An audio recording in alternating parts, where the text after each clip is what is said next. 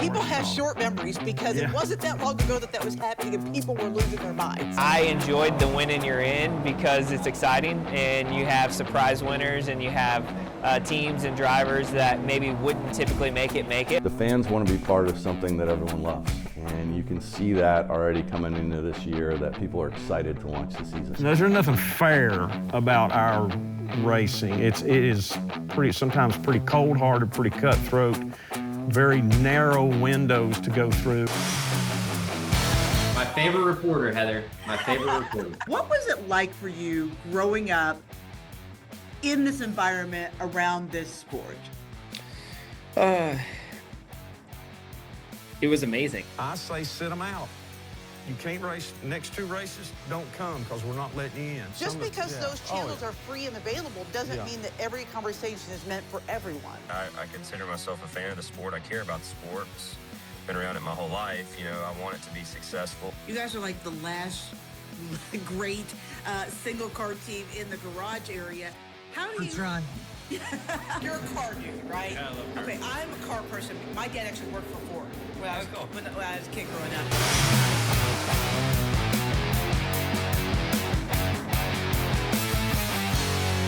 Welcome on to the Backstretch. I'm News 5's Heather Williams, joined as always by our crew chief, Chris Carrier, who's also the crew chief for the Henderson Motorsports 75 truck in the Craftsman Truck Series. Chris, you ran the truck race on Friday with driver Corey LaJoie. You were actually running in the top 10, and then a little bit of disaster. Tell the people here what happened to your weekend. Had a problem, an engine problem that was actually an electric problem with a power supply to the engine that failed. A little wire broke and kind of ruined our day, ruined our night. But a positive weekend. Other than that, positive weekend. A lot of positive things went on for Henderson Motorsports. Corey LaJoie is a good driver, a good guy, a good young man, and we enjoyed having him in the truck. And I just wish we could have finished it out. I think we had a really good chance of having a very successful night going on right there. But that's what racing is. It's top game. But sometimes the littlest things are the things that cause you not to succeed. And that was kind of our case Friday night. Very proud of our people, very proud of our team, putting together the whole thing and pretty quick timing, pretty small amount of time to go from here to there, going to Daytona in about a month, really. And a lot went on. Like I appreciate all the guys and gals that were there to help and part of the whole show. So. There'll be a next time. There will be a next time. Yeah. Time now for what matters and what doesn't. Tyler Reddick won the big race on Sunday, putting Michael Jordan in victory lane as an owner. Right. Does that matter for the sport? I think it very much matters. You know, now Tyler Reddick has won other races and Michael Jordan has won other races, but neither one of them have won the Daytona 500. Just the biggest race. The biggest race. A great American race. The history of it, just going into the racetrack, you still hear veteran drivers and owners and people that have been around almost as much as me, but, you know, talk about what a feeling it is just driving into the racetrack, just going in that fourth turn tunnel and knowing you're going into what you know is really hallowed ground for anybody who has time in the sport or any connection to the sport of auto racing in America. It's a great race. It's what everybody wants and everybody knows it.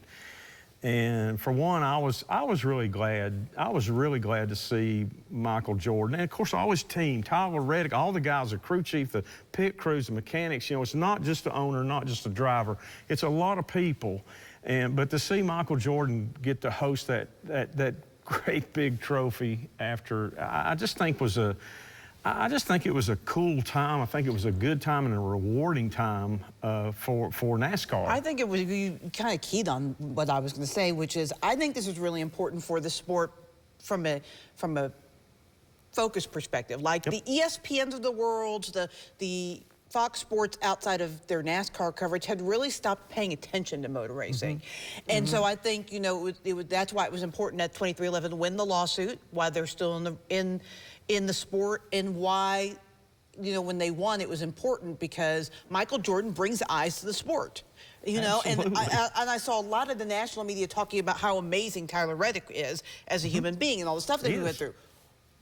In the garage, we already knew that, right? We all already knew. I think he's one of my favorite people. He's really just a good person. Yep. But now the rest of the world gets to see how cool some of the people in the garage are, and that's why, to me, it definitely matters. Yeah, I think there's, you know, there's I guess you call it human interest stories, I guess, but just like you just said, that you hit on it, people like Tyler Reddick. There's a lot of Tyler Reddick type stories about people in our NASCAR family community. There are it's just down to earth, good people who can do, who are have more good things about them, just that they can just drive a race car really fast, or work on a race car, or make decisions, or own a race car, or whatever. There's a lot of just really good, interesting, very, very favorable people. And when you think about, okay, I'll just tell you, it's kind of funny because the show The Last Dance was on over the weekend. And of course, that's a lot about Michael Jordan. And you learn that, man, that program is so real. It shows you what they were going through, and it wasn't just a jolly good old time. You know, it was a lot of personalities there, but he handled that and led that team and won, what, 6 championships, and now he's, you know, now he's got a Daytona 500 trophy.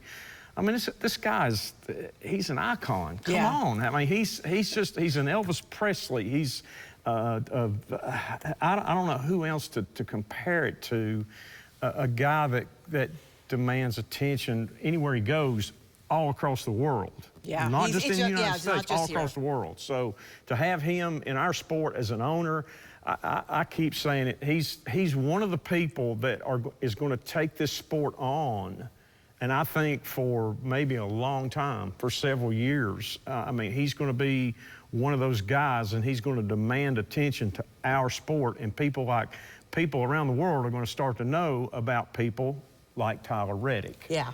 And I think that's a great thing. Great thing. All right, so moving on, lots of complaints from fans, shocker, I know, about fuel saving and drivers riding around the track at half throttle. But when it comes to the way the race actually played out, does that matter? Not really. I don't think it changed the course of things that much. Kind of hard to tell, because when you have crashes and wrecks and things that take, you know, some of the top competitors out. We had a crash with 1 lap to go and took some of the leaders out. So it's kind of hard to say, okay, well, this really caused that or that really caused that. I don't think it really mattered as part. You know, the fans are aware of it. The drivers and the teams, of course, are aware of it. Is it like your favorite part of the race, no matter who you are? No, it's kind of. But Chris, hasn't fuel saving always gone on in this race? Always. I mean, we talked about this last week. Always. The only reason people know this is going on is because of the SMT and the data up on the screen now. That's right. If you were watching and you were sitting in the stands, there's no way that you could tell the difference without the SMT in front of you between 178 miles an hour and 192 miles an hour. You're not going to tell the difference, really. I mean, I guess if you were really educated about it and listen to the cars a little bit, you can tell when they're running faster, they're turning more RPM, which the engine has a higher sound to it, you know, than at a lower RPM. But yes, saving fuel has been part of this sport and a part of the Daytona 500, by the way, for years. Ever since before I came along, and that's a long time ago, you know, saving fuel in a 500-mile race is almost like you're not going to get away from that. Yeah, because somewhere along the way. And what they did before was, instead of running in a pack at 90% throttle, you know, 3 wide, which, you know, people wanted 3 wide, they were running in a straight line, saving fuel all around the top. People around the have top. short memories because Yeah. it wasn't that long ago that was happening and people were losing their minds.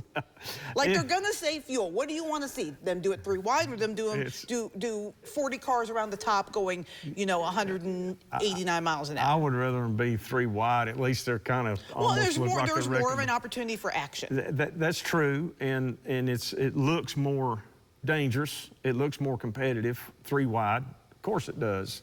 But I don't know, this is something you got to remember, that every one of them are trying to get to the end. They want to be in position to win the race in the top whatever group with 20, 15, 10, 5, and of course, white flag lap, they want to be close enough to say, I can get to the front before we get back around. And in order for that to happen, there's things they have to do throughout this 500-mile race to make sure that, like, I don't want to make an extra pit stop than 20 other cars, 10 other cars, or 5 other cars. I want to be able to make the minimum amount of pit stops, because if I make more pit stops than somebody else, I'm going to be in the back, and it's going to be harder for me to be in that position to win. It's just kind of part of it. I mean, has anybody ever watched an NBA game? You telling me they play 100% for whatever it is, Or 48 NFL minutes, or NFL game? Do you think? Baseball, all of it. No, nobody. Everybody saves fuel in one way or another. A 15-round boxing match, there's some rounds there that those guys kind of lean on one another and everything. I'm not saying anything of it's wrong. I'm saying it's just kind of part of the deal. It comes with the furniture for whatever you're watching. Now, is there things that we could do, that NASCAR could do, that might skip some of this, that might make that time saving fuel less than what it is now? Maybe. What they don't want to do is try to change rules, engine rules, or fuel consumption rules. That's going to like, okay, now it's going to cost us another umpteen $1 million to figure this out and test it and refine it and figure out who's going to get around it and the other people not going to get around it. So these people have an unfair advantage over this. That's what they don't want to do. So I'm sure that there are a lot of pretty smart people right now sitting down, maybe not right this minute, but throughout this week and probably before the next restrictor race, they'll be sitting down trying to figure out what's the options here. Hamlin said in the post race that they are already trying to work on it, but almost every crew chief said this week, and I'm sure you would agree, you're not going to stop the fuel saving. If they make a rule, they're just going to find other ways, because strategy is a part, you said it. Strategy is a part of this sport. Otherwise, why do we need you? With all due respect. Why do we need me, and why a lot of other guys and some other people? And at the end of the day, figuring out fuel mileage really isn't that hard. Right. You run a number of laps. You put a bit of certain X amount of gas in the car, and you can figure out, okay, if I ran 10 laps and I use 20 gallons, I can get, not very good gas miles. I said that the other way around. 20 laps in 10, I can run 2 laps a gallon. That's kind of how it goes. But it's trying to figure out, again, it comes down to, I don't want to spend any more time in the pits than my competitors. Yeah, I mean, that's the bottom line. That's the bottom line. You want to do everything faster. That's why it's called racing. Absolutely. Okay, so let's go on to this. NASCAR says 150,000 people were on property for the Daytona 500 and more than 450,000 for the weekend. So NASCAR usually doesn't release numbers for attendance, I guess, unless they're really big like that one. So do those numbers matter? I think those numbers matter. I will tell you this, at the truck race Friday night, I had been pretty busy. Okay, a lot of things going on, and when we qualified at 3 o'clock in the afternoon, there was pretty much nobody in the stands, which that's not abnormal, So I'm like, I got a little bit of a negative feeling about the race. I remember telling somebody, I said, man, I don't know if there'll be enough people here start a good fight or whatever. But then I walked down on pit road. We had our car lined up, our truck lined up. I was walking around. I was talking, looking at little things, trying to make sure we were ready, fixing to go up on a pit box and sit down. And I just happened to look up in the stands, looking around. I'm like, man, a lot of people. There's a lot of people up there. And it was good weather, except for just a little chilly, and a lot of the fans, I'm sure, were tempted to stay at their campers, their motorhomes, or whatever, and have a little campfire going on in the infield and watching. But now there was a lot of people there, and I think you probably know more about this than me, but I think there was about the same crowd, maybe a little better, the next day on the O'Reilly's race. Yeah, and both I of them think, had big crowds. that, to me, that is an actual better indicator for the popularity of our sport than what you see on Sunday, because we already knew it was going to be sold out. Right. And anybody that was there, good night. There wasn't a blade of grass in the whole infield that wasn't covered with a camper or something. I mean, the people were packed in there like mice. And, the traffic was pretty good around outside at night during the week, at what little bit I was there. But, people came out for it. And they were there, and they were, I think they were enjoying what they were doing. Most people that we ran into maybe at a restaurant on Thursday night and around where we were, it seemed like everybody was like, I saw a lot of flags, I saw a lot of hats and shirts and jackets and this and that and the other with, my favorite driver on it or whatever. That's what it is. I mean, it's just it's kind of just a big party, picnic, gathering, just a good old time, and you watch good races. And we saw 3 good ones, which was saw the best 3 good part. ones, 3 good finishes, everybody saw some excitement, and I think the next year at Daytona 500, they'll probably add some seats and probably fill them too. All right, hang tight, Chris. We'll have more from you in a moment. First, our guest this week. The conversation is a little bit dated because it happened last week down in Daytona, but I still thought it was important to share because he's always so insightful. So let's spend 5 minutes on turn 5 with Michael McDowell. What does it feel like to just be back on track? Yeah, it's just great to be here in Daytona. I mean, there's so much anticipation and energy and excitement to get down and race in the Daytona 500. So it's nice just to pull through the tunnel and see all the haulers, see all the people, cars going through tech, cars on racetrack. Feels like it's getting real fast. What's the mood like here at Spire? I mean, obviously, you guys were so close many times last year. You won a few poles. Well, what's kind of the energy going into this year? Yeah, I think that, we have high expectations. I mean, we need to get our cars to victory lane. We know that. We had opportunities, like you said, last year to do that, but didn't execute and didn't finish it off. So we know going into this season that we have 38 new opportunities to get to victory lane, and no bigger than here at Daytona. So you just take it like that. It's a fresh start and a clean slate. Last year didn't go exactly how we wanted it to, but we get to make our own story and our own history this year, and got to make the most of every race that's in front of us. As one of the veterans now in the garage area, you're one of the guys that was around when we did this chase before. What do you think of the move back to the chase championship? Yeah, I think that it's going to benefit some and probably hurt others. I think from a competitive standpoint, it's probably a fair way to do it. It's just more complete in how your season's going and what you did. But I enjoyed the win and you're in because it's exciting, and you have surprise winners, and you have teams and drivers that maybe wouldn't typically make it. I was probably one of them as well. But I also feel like we at Spire have enough speed in our cars that we can point our way in, and we were actually close to that at times last year. But it'll change your strategy for sure. I think when you look at guys that always are going for the win, us being one of them, that we might play our cards a little differently. We might not throw caution out at every single race, but make it count when it counts. Back now with our crew chief, Chris Carey, and it's time for Say What? Let's start with this piece of audio from Ryan Blaney about the incident that basically ended stage 2 of the race, made it end under caution, involving Justin Allgaier. I mean, I let that 11 go like plenty of time, right? Like I wasn't shoving him through the travel into the 40. To me, it looked like the 40 made him indecisive move. Yeah, that's what I see too. Was it on replay right now? Yeah, I mean, I'm pretty sure I was going to give him a shot.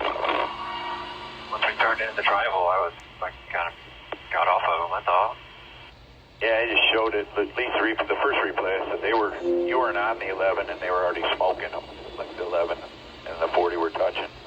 So, Chris, you hear that audio, and Allgaier did take responsibility for the block that caused that, but it happened again at the end of the race with Riley Hirsch. So I have to ask, is blocking and the way people are blocking and late blocks, is it a problem now at Daytona, or is it only just certain blocks that are a problem? I think that blocking is a problem.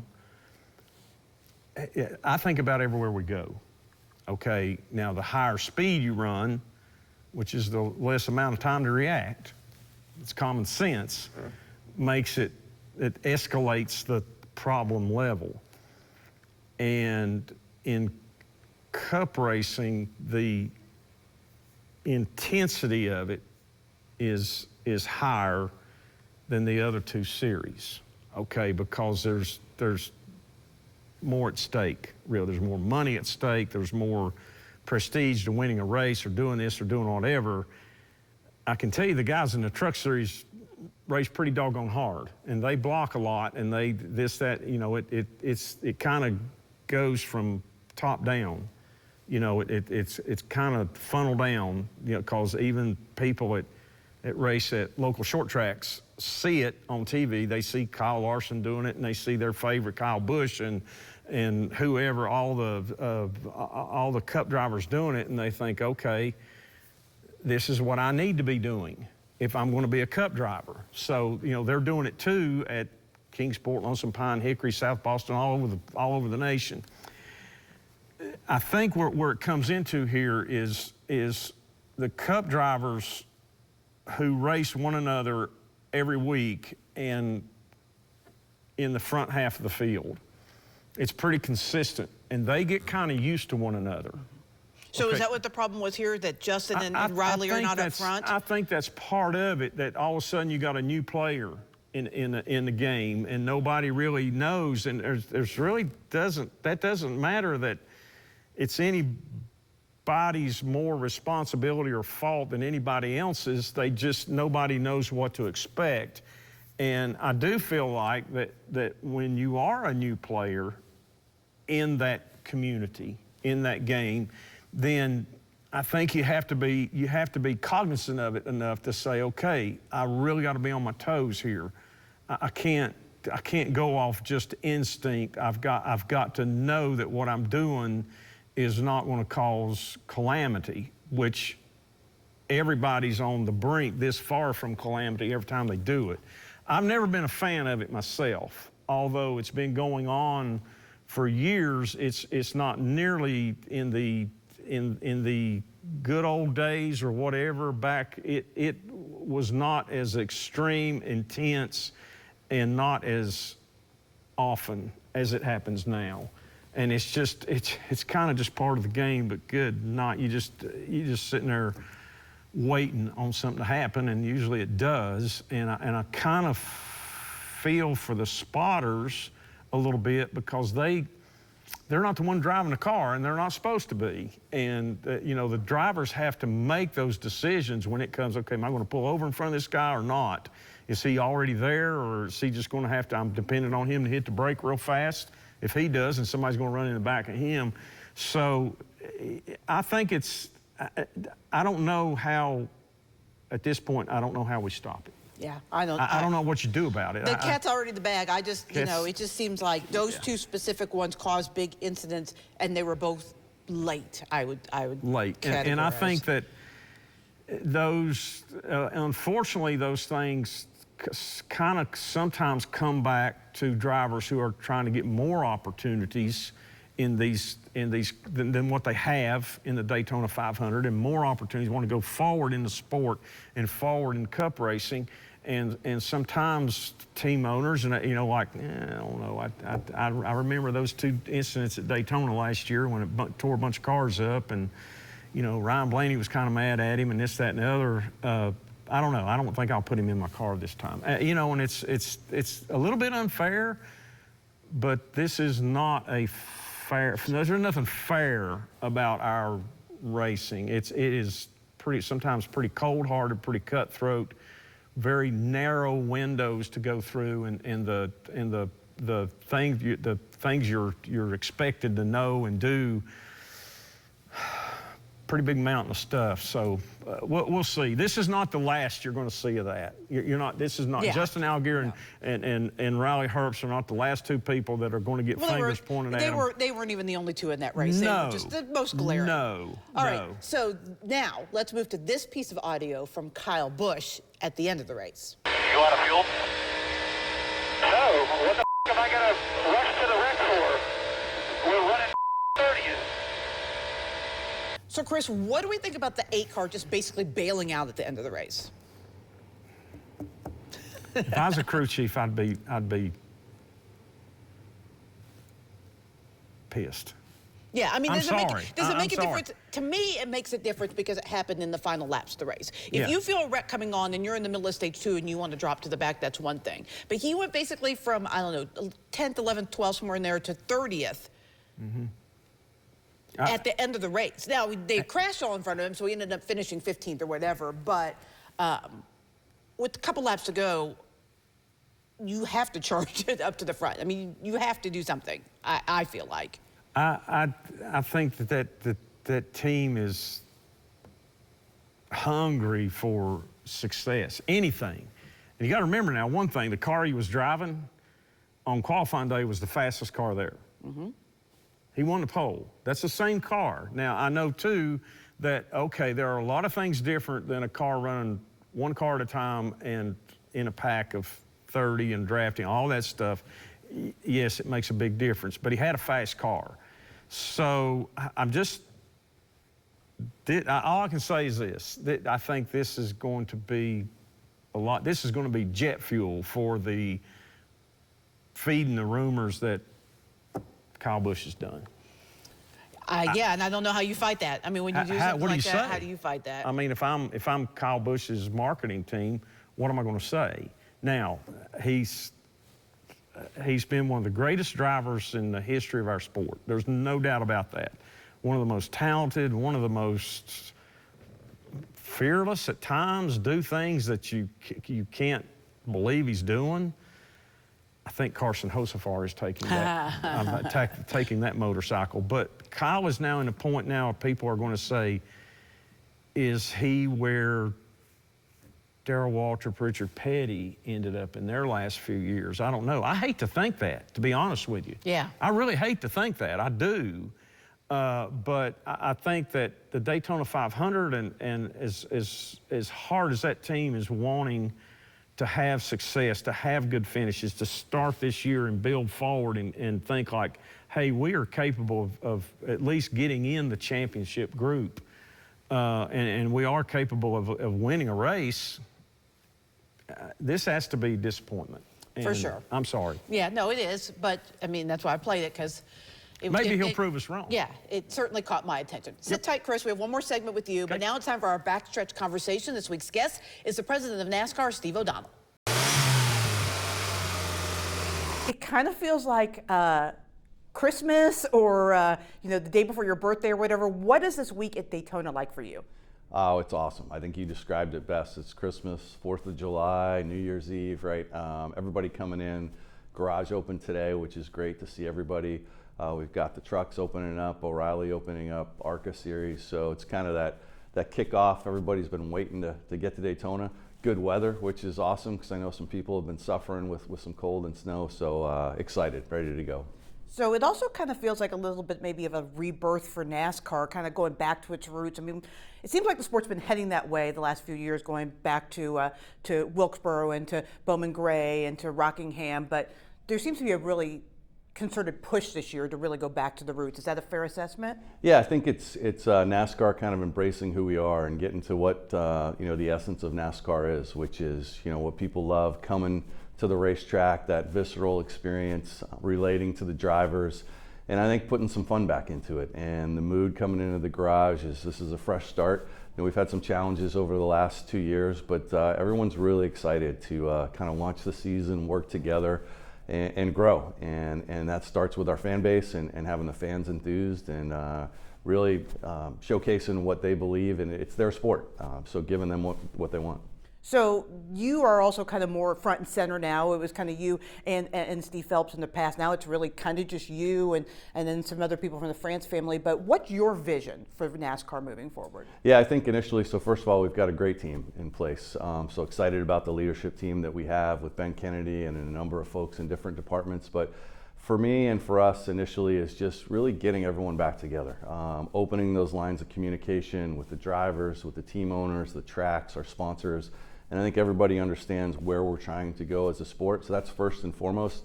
The fans want to be part of something that everyone loves. And you can see that already coming into this year, that people are excited to launch the season. That's kind of the start. And then really looking at how do we grow the sport? How do we bring it to be more accessible to the fans? That's what they loved about the sport. The drivers you're going to see showcased front and center. And then taking a little bit more of an in-your-face brand campaign. You're seeing that with our launch, the Hell Yeah, which we're excited about. We're going to be unapologetic about who we are. We're going to have fun and showcase why people love NASCAR. How do you balance what seems like, I don't envy you at all, like the old school NASCAR fans wanting one thing, but still the desire to push forward and attract new fans? How do you balance that? Yeah, I think NASCAR is open to everybody. So the NASCAR experience should be one that everybody's a part of. And so you may be a race fan and like noise. You may be someone who just likes the concert and wants to come out and see the races. You may just be a fan of a particular driver. Or you may just come as a young kid with your family and experience camping out. So I think it's all those areas that we want to kind of market to and showcase what NASCAR is about. And then the technology angle of where we can go, what's involved with these race teams. So if you look at all the sponsors that are involved in the sport, all the ways you can be a part of it, there's a lot of entry points. We can't be all things to all people for sure in terms of how we market, but we can be a sport where everybody's welcome, everybody can come out, and once you're here, I'm telling you, you're going to be a fan and you're going to love what you experience. This is a kind of ominous anniversary for the sport, 25 years since we lost Dale Earnhardt here. What's been kind of his legacy in the sport? I mean, the big one is obviously the safety innovations. Yeah, I think twofold. So I was here, I was in victory lane for that race, and certainly something that you looked at, where do we go as a sport going forward? And the legacy of Dale Earnhardt is really, I mean, it's immense, but it's the safety aspect for sure. It's a never-ending journey for us. That changed so many things in our sport. The R&D center that we have, the Hans device, safer barriers, helmet technology, all these things that every year there's new iterations, and it's because of him and kind of the impact he had. But more so, I think the garage area and the voice he had and the voice he carried with the fans, being able to translate not only as kind of the neighborhood guy who raced, but also someone who took you to Hollywood. And that's the essence of the sport. And I think we're seeing, that's when we talk about, getting back to kind of who we were. It's that. It's being a relatable driver who can also be someone that people admire and people want to be part of, and no matter where you're racing. And that's his legacy. Chris, now let's put that crew chief hat back on. NASCAR heads to Atlanta this week. What's the challenge at Echo Park Speedway? What makes this track different from the super speedway racing we just did at Daytona? It's a 1.5 mile track that became a super speedway overnight. Okay, with the rework and all the reconfiguration and new pavement and all this stuff like that, super fast, super grippy. It's still pretty super fast, but the super grippy is going away. So the challenge is for the crew chiefs and the drivers and the race engineers to figure out, okay, where do you think really the grip level is going to be? Because that's going to make a lot of pretty hard decisions a little harder about, okay, how much do I trim out the car to run fast and how much do I build good downforce and side force into my car, which may take away from straight line speed, will take away from straight line speed to be able to run good all day for 500 miles, and how slick is this track going to get? Every time they run, it's going, and to come back the next time, it's going to be a little bit worse, a little bit worse, a little bit worse. And I think people are already talking about it now. They're saying it's not like it was a couple years ago, man. It moves around. You better put some grip in that thing. And that's a lot of things, like the way you build your shocks, rear springs you run in the rear, how you do little things that you can do to make or take away downforce and drag on the bodies and the stuff that trim out the bodies on the cars. A lot of things that can make a difference, and I'm sure there's a lot of people they're hoping they can trust their simulation. Yeah, it'll be interesting to see, because it is a second straight super speedway race, but a completely different race. But I'm fascinated by the start of the season, because we go super speedway, road course, short track, then mile and a half. Yeah, it used to, it was 3 mile and a halves before you ever ran other than Daytona. You know, and everybody got bored about them, but like you say, we've got pretty good variety right now. So Atlanta is something, it's a step away from Daytona, and it's enough of a difference to where, like the trucks, nobody runs a speedway truck at Atlanta. They run a intermediate truck and trim it out some and do some things that will get the spoiler down and get the spoiler out of the air more than you would at any other mile and a half track. So we'll see. Everybody's talking about, depending on how the track is, how good these things will race. And if they're not good in a draft like that, the driver's going to be hanging on and screaming. So wait and see what happens here. Took the words right out of my mouth. Yep. Big good race. Big good race. We will see what happens. We will see you next week on the Backstretch. Thanks for joining us.